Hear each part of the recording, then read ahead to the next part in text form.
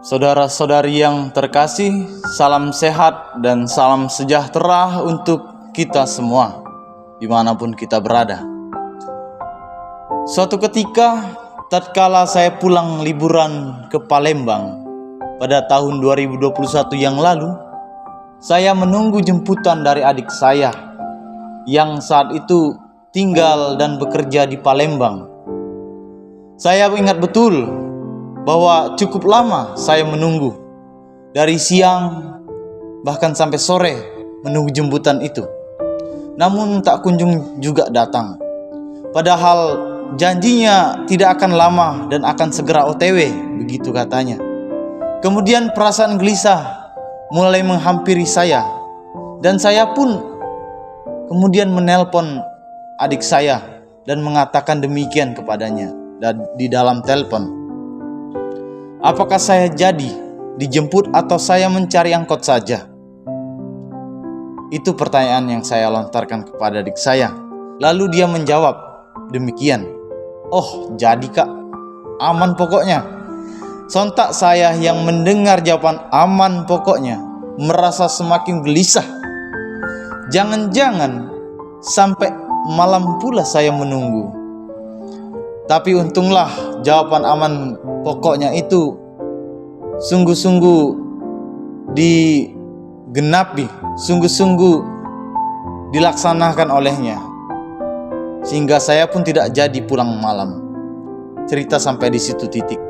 Saudara-saudari yang terkasih, senada dengan Injil yang kita dengarkan minggu ini, mengisahkan bagaimana Yohanes Pembaptis yang menyuruh murid-muridnya untuk bertanya langsung kepada Yesus. Pertanyaannya demikian, apakah Yesuslah yang akan datang atau ia harus menunggu orang lain? Seandainya murid-murid itu hidup pada zaman ini, tentunya mereka akan berpikir dua kali ketika mereka hendak bertanya kepada Yesus. Karena bisa jadi Yesus akan menanggapi pertanyaan mereka itu dengan kamu nanya, kamu bertanya-tanya. Yang akhir-akhir ini viral di media sosial oleh seorang yang menamakan dirinya Alif Cepmek, begitu.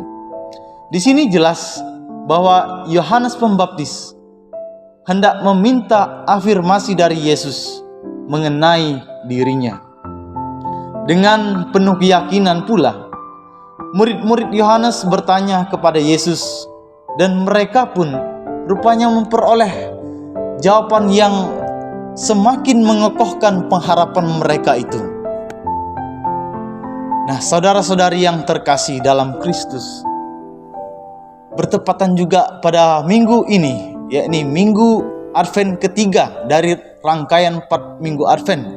Artinya, sukacita Natal itu sudah semakin dekat dan sudah semakin mulai kita rasakan.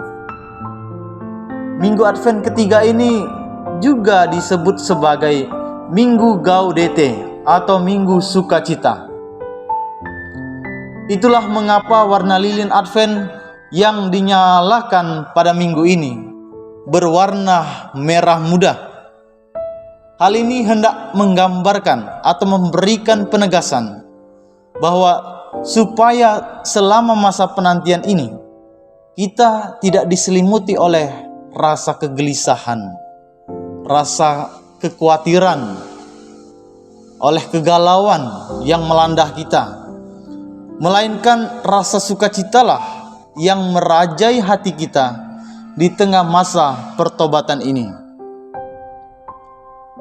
Maka sambung dengan bacaan Injil yang kita dengarkan dalam minggu ini, bahwa para murid Yohanes Pembaptis yang bertanya kepada Yesus dan mereka memperoleh peneguhan iman berkat jawaban bahwa Yesuslah yang memang mereka nantikan. Maka penantian yang mereka dan bahkan selama ini membuahkan hasil, dan tentunya tidak sia-sia. Oleh karena itu, kita membutuhkan Tuhan untuk memperoleh sukacita, dan kita membutuhkan sesama untuk membagikan sukacita itu.